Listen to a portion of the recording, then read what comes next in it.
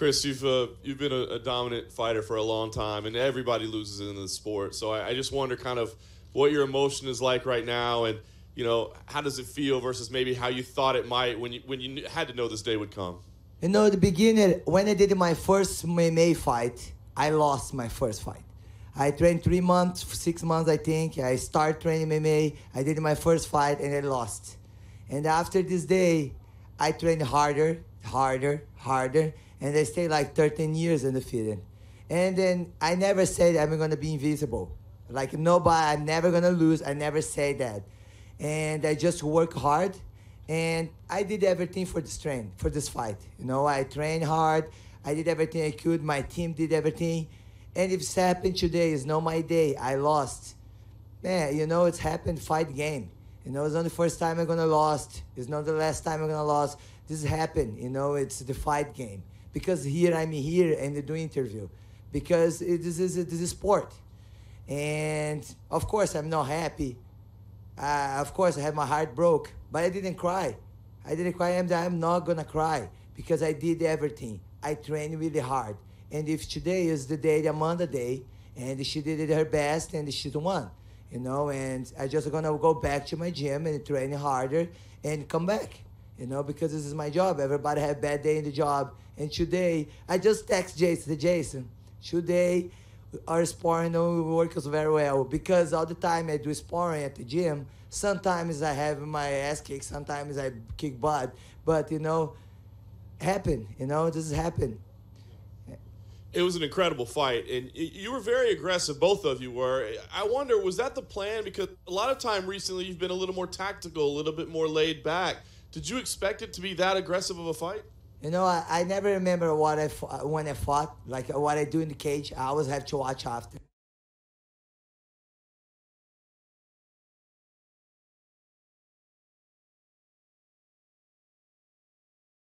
I didn't watch the fight yet. But my team say, Chris, why you don't move around, I don't know, man, this has happened, I don't know. Happened and where it is, something have to happen. Yeah. Do you believe that because of your long run as a champion and unbeaten for so long, that you deserve a rematch because of your previous accomplishments? I always deserve to talk to the cage after the fight. This is what I deserve. After the fight, I lost, okay. I deserve them giving me the microphone and to talk to my fans. Because when I get out the octagon, everybody crying. And then I want my fans crying. And then I would say it's a symbol for me. Be the champion, the belt, it's a symbol for me. It's the most important in my heart. Be the champion in the hearts of people. Make the difference. Because this I fight for. I'm in the UFC before champion because I don't quit. Because everything happened in my career. Everybody knows here. It's not easy for me, never easy. But I work harder, and I get the belt. And I prove everybody who I am, against the system. Nobody do this. I did this against the system. And who I am, the champion, before. But I want to be the champion of people's hearts. And then I'm going to continue doing this anywhere I'm going. And then my fans can talk to me. After here, I'm going to go party with my fans because they deserve that. They make me be my first fight UFC. They make this for me. And I just have to appreciate them, what they did for me. Chris, can you talk about, I know it's tough, but can you talk about just how special Amanda was tonight? What separates her from you?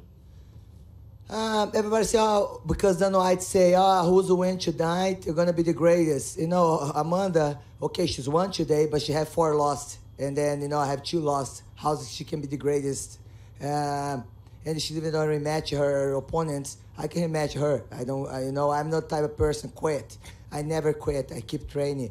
If you stop me, you need to do what she did because I'm going to keep going. And this is my style. Everybody know who I am. Everybody watch my Muay Thai fight with Urina bars. Man, crazy. And I continue doing. And this I'm born for this. If she punch me hard, I'm going to try to punch you harder. This is my style fight. And I love this. I'm born for this. With one fight left on your contract, what do you think you're going to do when you look at the featherweight division and you consider, maybe some people are tugging you to try boxing? What do you anticipate for 2019? I didn't talk with my manager yet, but, you know, this is my dream to do my boxing fight. This didn't change. You know, I'm going to continue training. And, you know, after 13 years, you continue training hard in the first day. Probably after this fight, imagine I'm just going to continue hard. This is just put fire in my heart, continue training. Chris, congratulations on a great run as champion. My question for you is, the first punch you got dropped by that one shot, how badly were you hurt, and did you ever recover from that after the first punch she hit you with? I think I was recovered because I was trying to punch her back. You know, I didn't watch a fight yet. You know, I'm sorry I didn't fight. I don't want to see it now because not going to change anything now. Now I have it. I want to see my family, stay with them, and have fun with my fans. But when she punched me, I think I fell, but I continue going. You know, and maybe this is my mistake I did. I have to watch again with my team. There was a lot of question whether she had the chin to take your punches, and you landed some good punches. As you sit here now, are you surprised that she was able to take the power that you hit her with and keep coming forward? You know, my team says she's closed her eyes and the punch. She did like this, and the punch take, you know, and then the take. You know, she did her best today, and there's nothing I can say. And last thing, just in reference to you said you wanted the microphone. Did they tell you it was time-wise? Did anybody tell you why you didn't get a chance to talk in the cage? Did you ask Dana? Did you ask Joe Rogan? Do you know what happened? No, they just kicked me out of the cage. I think very bad, very disrespectful, because I did a lot for sport, and I was supposed to say hello for my fans, and say I will say talk to them. I think it's not right, but okay, then did already done. You know, I can go my media, talk to my fans, say how I appreciate them, how they come to the cage for watch my fights, or how the Cyborg Nation here for watch me. You know, it's okay. You know, I just feel like I supposed to say something. 2 Brazilians fight, 2 champions. You know, and that's it. And I just want to be clear. When you say they told you to leave the cage, do you know who they was? Who specifically told you to leave? No, I don't know. It's just somebody who work at UFC and Time Rush. I don't know. Thank you, Chris. Welcome. Hey, Chris, over here to your right. Over here. Yes. Will you seek? I mean, you haven't lost a fight in 13 years. Will you seek a rematch against Nunes? Of course. I can rematch anytime. Don't know what I want to put together. You know, I love fight, and this has put more fire in my heart to continue fight, you know, and of course, and the Jorina Barros, I want to rematch you. I always say this, when I stop fighting me, I'm going to go Muay Thai and rematch her. And I never, when I go step in the cage, say I want to prove something. I like to improve. I like to get better, and because as I continue training, and after this fight, for sure I'm going to train harder. Did the location change this week from Las Vegas to LA?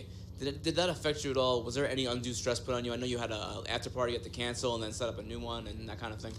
I don't know. I was stressed a little bit about my family because it didn't come, but we changed everything fast. I was happy because it's close to my house too, and my fans, a lot of fans cannot show up in Las Vegas here because they're in Las Vegas.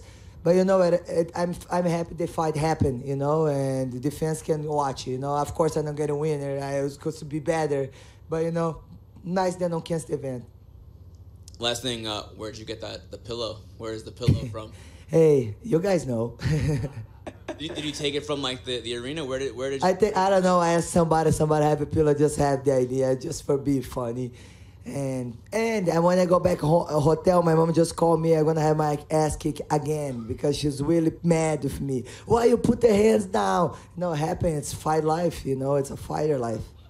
I know she's mad with me. She called me mad. I said, "Mom, don't, you know, crazy." Thanks, Chris. Cris? Sim. Fala em português. Cris, você consegue comparar o sentimento da derrota de hoje com o sentimento da derrota da sua primeira luta que você mencionou? Na verdade, para mim, a primeira vez era tudo novo, né? Tudo novo. Era uma coisa que eu ia tentar, que eu já fazia um outro esporte. E eu treinei ali 6 meses. Para mim, eu não sabia como que era, né? Mas, na verdade, não me afetou. Porque no dia seguinte eu voltei a treinar, né? Não no dia seguinte porque eu tinha deslocado meu cotovelo, mas... eu voltei a treinar porque eu acredito que por causa desde os meus 12 anos eu pratico esporte. Então eu sei, um dia você perde, um dia você ganha. E hoje foi diferente. Hoje foi o dia que não foi meu dia, né? Então perdi, mas é 24 horas pensar na sua derrota e valeu. Voltar para academia e treinar. Eu tive vários exemplos na minha vida de várias pessoas, como o Cyborg, como o Vanderlei, como Verdun. Todo mundo já passou por perder. E a minha primeira luta eu já perdi. Então isso só faz você melhorar cada vez mais. Você mencionou que você não acha ela a melhor da história, é isso? Eu não entendi direito. Não, eu falei para ser a melhor da história, na verdade, ela tem 4 derrotas. A melhor da história seria nunca mais perder. Nunca perder, no caso. Ela fez muito pelo esporte, não desmerecendo ela. Ela foi uma das pessoas que também não tiveram o carinho de todo mundo, né? Amanda sempre, ela teve que provar sempre, ganhou da Honda, ganhou de várias meninas. Eu acho que ela nunca teve o valor que ela deveria ter. Quem sabe com essa vitória hoje ela vai ter esse valor, né? Quem sabe hoje em dia Deus me usou para poder abençoar ela e é isso. Última pergunta, a revanche é uma coisa que você pensa imediatamente? Na verdade, assim, eu gosto de lutar, né? E se tiver, eu quero a revanche, é lógico. Né? Você perde uma luta, você quer lutar com a revanche, né? Se eu não fosse pedir a revanche ou quisesse lutar, eu não estaria aqui sentada, não estaria lutando. Obrigado. Hi, Chris here. Chris, correct me if I'm wrong. In one of your interviews, you said that it took Amanda many, many months to get ready to fight you. Why do you think it took her so long to prepare for the fight? She says she would be heavy in the fight. I think she says she's hurt. I don't know. Maybe negotiation. I really don't know her business. If you can come back and rethink what you did wrong, if you can come back and start the fight all over again, would you do something different or you would still use the same technique? You know, I train everything. I feel my heart. I did everything. I train everything. I don't feel my heart heavy. I was supposed to train that thing. No, I did everything. If today she wants because her day, and I supposed to lose. And then I believe it's God have amazing plan. And if today I lost his plan, and I know he's having the best plan for us, and I know I just have to wait to see why this happened today. I see. And the last thing you said, you didn't have a chance to talk. They didn't give you the microphone. Now so many cameras is behind you, in front of you. Can you address your speech to your fans? I would love to hear that. Definitely you deserve that. I want to say thank you for all my fans come. And it's something I really something in my heart, I always try to be the champion of the heart of everybody. Give them hope because the people follow me know how hard for me. And I always never show them I'm quit, I'm weak. I never show that. But I'm a human being. I know I have my mistakes. I have a lot of things like everybody want here. And I told them, doesn't matter, you're going to fall. You're going to stand up your feet. And you're going to get it there. You just have to believe and have faith. And this is the thing I want to show for all my fans. When you do that, you are the champion. When you stand up your feet after you fall, you are the champion. And this is I try to show all my fans because I know everybody have a hard time. And I feel sad because everybody sad because they lost today. But for sure, I have something to learn today. And I don't know what now, but I know God is going to show me. And I don't want nobody sad because I'm not going to be sad. Cris, queria que se você pudesse refletir nesses 13 anos invicta como a rainha, né, do peso pena feminino.